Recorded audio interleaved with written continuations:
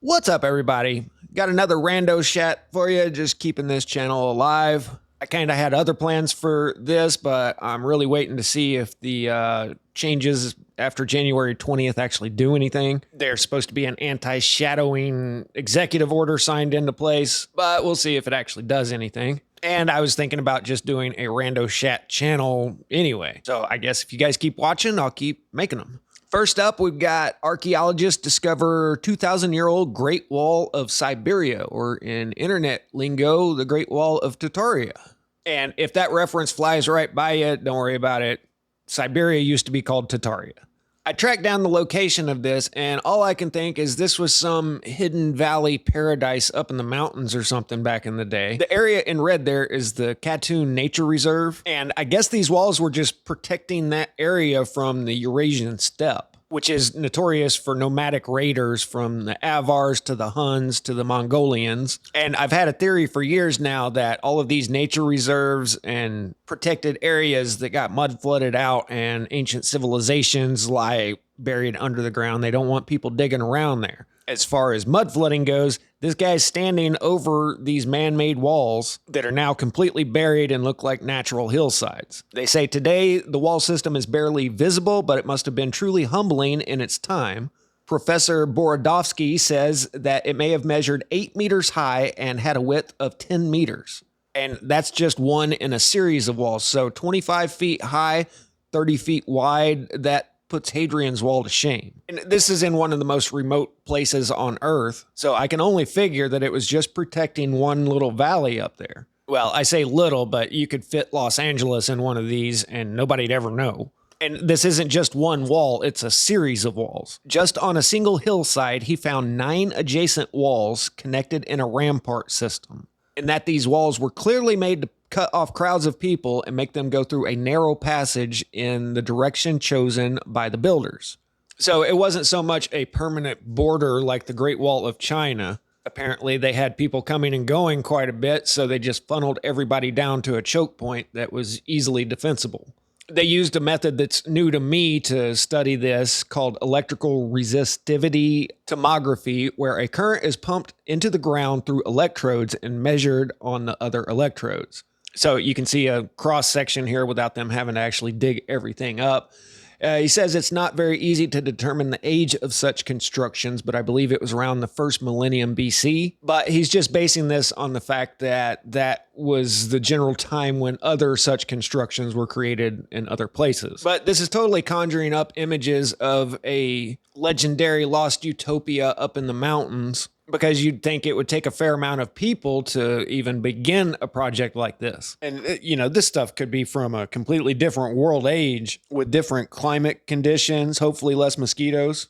Have you guys ever seen the Tartarian mosquitoes? They'll suck a moose dry.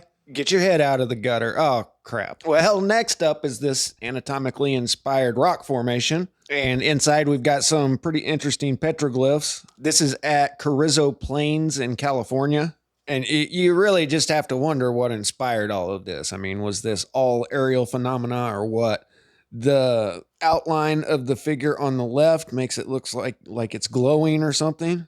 And with most petroglyphs, you usually have something referencing the sky, like a sun symbol here. This looks like the wheel of heaven referenced by the Thunderbolts project, and I always laugh because he does say it's a wheel.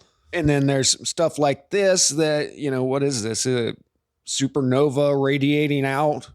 I mean, when they put up elk and antelope, it's pretty obvious what they're portraying, but this ancient artwork usually jumps from that straight to completely abstract. And then you've got more concentric circles of a wormhole opening up in the sky. I don't know. But they seem to think this was important enough to make up some ochre and paint it on rocks with this substance that would actually last for thousands of years. I'm sure they didn't know how long it would last. But then next to the supernova, you've got demons coming out or what? I mean, it's missing the horn on the right side, but it appears to be a bipedal creature with horns. And then here, I can't tell if this is supposed to be horns or if it's just the googly eye monster.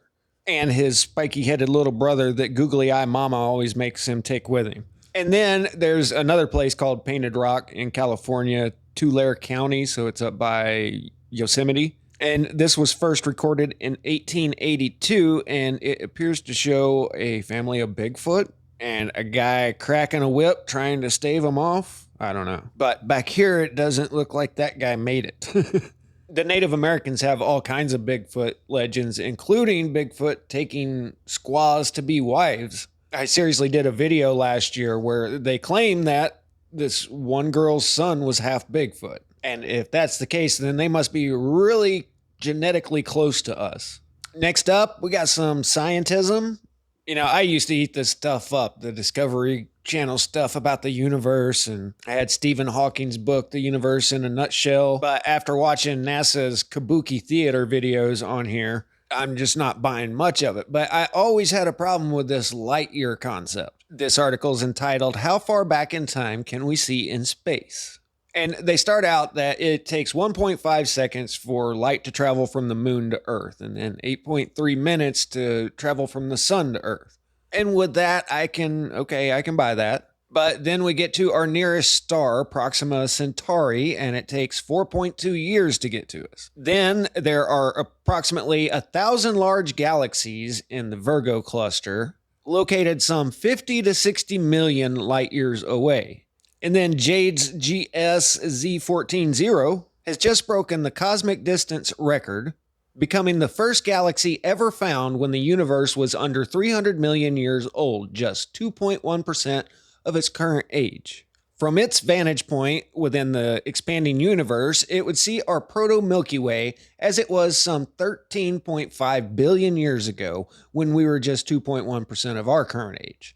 So the light we're seeing from one star is from 4 years ago, from another star it's from 50 million years ago, and from this star galaxy, tiny little blip of light in the sky, it's from 13.5 billion years ago. Come on. I mean, according to this, most of the stars in the sky could have burned out during the time of Christ, and we'd have no idea. This is all theoretical physics with mathematical equations, and how do you check this with real-world scientific experimentation? As a matter of fact, how do you accurately time the speed of light? Evidently, it was first measured in 1676 by a Danish astronomer who observed the eclipses of Jupiter's moon low to calculate its speed. And he got it right, and that's it? We're just going with it now? I may have to look into this a little more, but moving on. Let's do a little bit of architecture. And no, this is not AI generated. This is a real place in Poland they call the Melt House. And you're not having a flashback either. It really looks like that on purpose. You know, if somebody handed me a set of plans and said, build this, I'd just say, okay, 10 times what you think it's going to cost.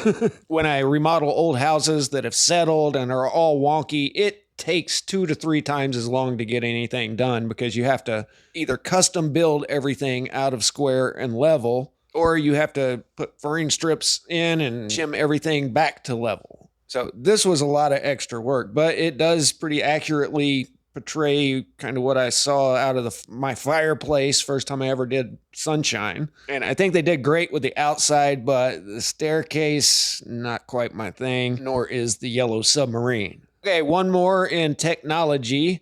Hawaii finds the largest treasure in history. It is under the sea and it will last millennia. Hawaii is making waves with the recent launch of an innovative marine hydrokinetic device designed to harness the ocean's power for sustainable electricity generation. This 826-ton buoy, measuring 125 feet by 60 feet, converts wave energy into electricity using a unique turbine system. Utilizing a Wells turbine design, the OE-35 can produce power continuously regardless of airflow direction. While its capacity of 1.25 megawatts may appear small in relation to Hawaii's overall energy needs, it represents a significant leap in renewable energy technologies. Really? This thing's the size of a skyscraper and it's only producing 1.25 megawatts? Everybody knows you ain't doing shat till you get to 1.21 gigawatts. Seriously though, this huge buoy the size of the SS Liberty, look into it, is only producing enough energy to run about 250 houses per day. Somebody needs to steal my idea here so I can sue you and retire one of these days, and we'll make the world a better place. I've had this idea since I was a teenager. About a mile off the coast, you consistently have waves of 10 to 20 feet, and it's really not rocket surgery to harness that power. Here's my flywheel that you have anchored to the ocean floor. Then you run a cable up to a buoy. The flywheel is spring-loaded, so when the buoy is at its lowest point, the flywheel has automatically retracted all of the cable. Then as the wave comes in, it pulls on the flywheel, pulls upwards, and it's geared with a clutch, so as it pulls upwards, it gets that flywheel spinning really fast. Then as the buoy drops, the line is automatically retracted. Then the next wave comes in, it pulls upwards and gets that flywheel cranking again. And I'm talking about a big, heavy weighted flywheel that stores a bunch of kinetic energy. And it wouldn't be hard to gear this to where as the buoy goes up, it engages a gear and spins that flywheel. And as soon as it starts coming back down, it just automatically retracts. And we're talking about a flywheel apparatus about the size of a car anchored to the ocean floor and just a normal sized buoy.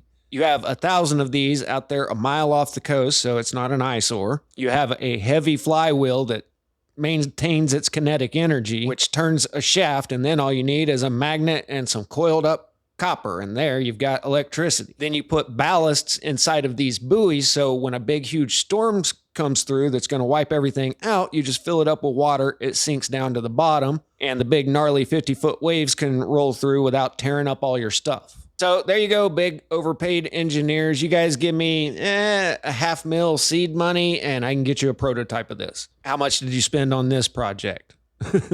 Couple $100 million and it powers 250 houses. I can guarantee up front mine will be more efficient. Anyway, that's enough out of me. I hope you guys enjoyed it and I'll catch you on the next one. Static out.